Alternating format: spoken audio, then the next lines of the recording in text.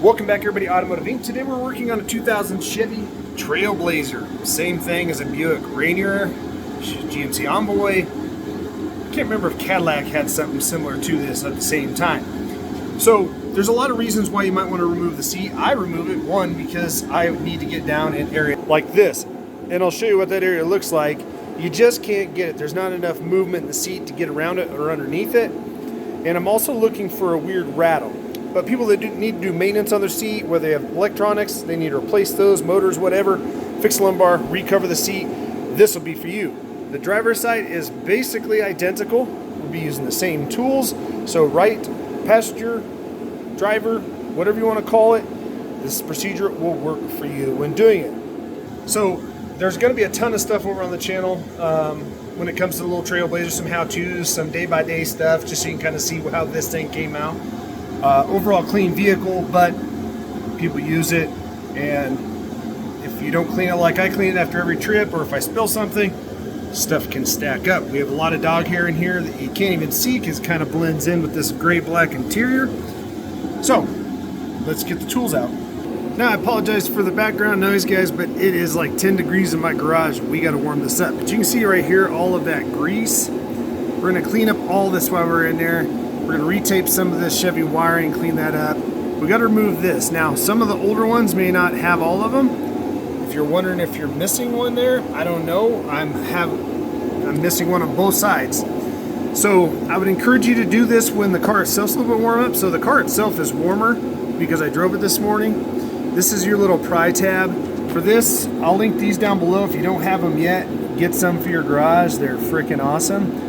And what I like to do is pull that tab back, and I'm going to put the other one underneath here because this is not attached to it. Some of the Chevys, they actually have like a little round spring type clip that pushes down over the nut and catches in the threads, the bolt, and this is not that case. So we're going to put the other one underneath this side and pop it off.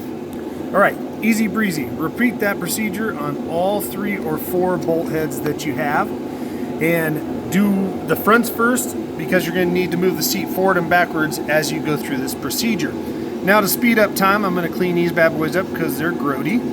I'm going to go ahead and take these loose, so I only have to move the seat one to take off the back and take off the back nuts.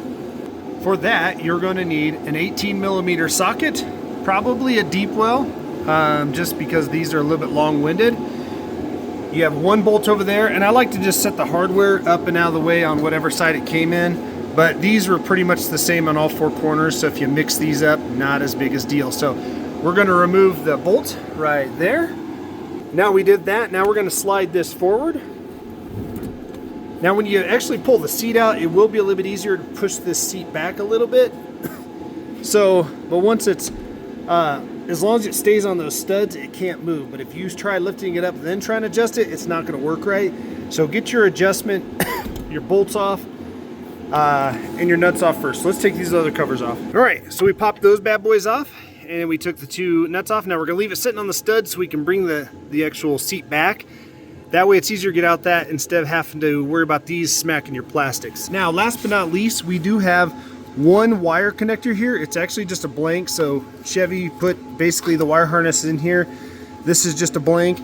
For more up trim ones, power seats and everything, etc. So this is where we're going to use our little